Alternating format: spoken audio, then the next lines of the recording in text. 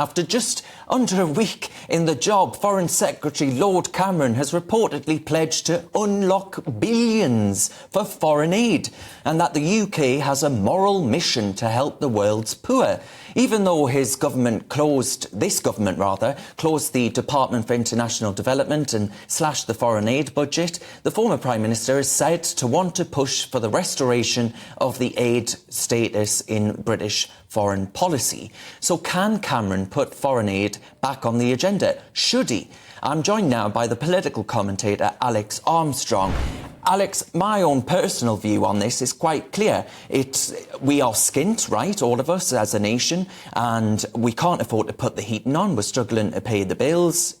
And this right now, as a policy proposal, I tell you, the mailbox is going absolutely wild, Alex. Yeah, and I'm not surprised GB News viewers are up in arms about this. I am too. I think it's absolutely bonkers.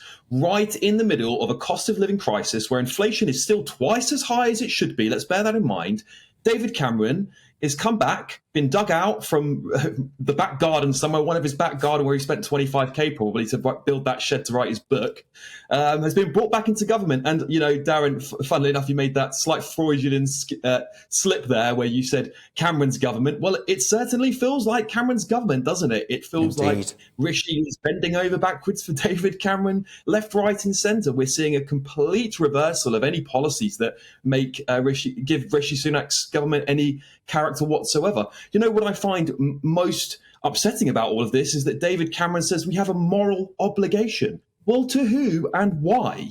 And this is a man, let's not forget, that got 10 million from Greensill for lobbying the government. If anyone's going to talk to me about morals, I hope it's not David Cameron.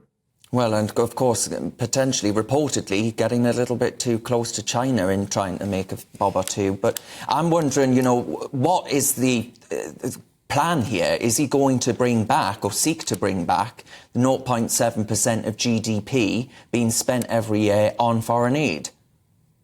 Yeah, well, Rishi Sunak's already committed to 0.5, so let's just bear that in mind. So that's already a commitment he's made. Now, I wouldn't be surprised if Cameron uses some sort of inflation as excuse to up that budget even further. And in 2022, we spent 12.8 billion British pounds on ODA, which is official development assistance. So we're already spending a fortune whilst we're asking the British taxpayer to rein it in and pay more in taxes. And then you've got Jeremy Hunt coming out saying we've got to be responsible with our money. Well, what policy are they going for fiscally here? Because I'm not quite clear. Do we have to be responsible with our money and save, or do we need to be spending it? And if we do, why are we not spending it on fixing the schools that the Tories have neglected for the last 10 years, for example? It seems to be that this current government that's in the middle of a crisis of identity doesn't even understand where its fiscal policy should lie. Yeah, I mean, Alex Dean has written in, he says the Tory party are just trolling us now. And then Cheryl has said, foreign aid, yes, we should give more aid to India. She's been sarcastic, by the way. She says, to help with their space missions. And they can purchase some more of our good old British companies like British Steel, Jaguar Land Rover, etc., etc. There is a point here. You know, it's all well and good to say we need to be giving more British taxpayer cash to the likes of Gaza, for example. But how do you make sure that it doesn't go into making rockets by Hamas? No, and this is, the viewers are quite right again. You know, we've been giving money to far more developed countries than us. We don't have a space program. Let's just bear that in mind. I actually made this point on your show in the summer, Darren, when India did land their rocket on the moon, and I looked at how much money the UK had given in aid to India over that time, even if it was dressed up as, you know, business investments. And it is really massively hypocritical for the Tories, who are, you know, sitting here telling us all to be fiscally responsible. And, you know, that has been David Cameron's line since he was in government. You know, we were all tightening our budgets, slashing benefits for the poorest people. And yet we're managing to find money in the back of the sofa to give out billions to Ukraine, to Gaza, to India, to even China up until very recently. And now we're seeing all those countries that we've been giving billions to actually excel us. So rather than investing in our own country, we're more worried about investing overseas.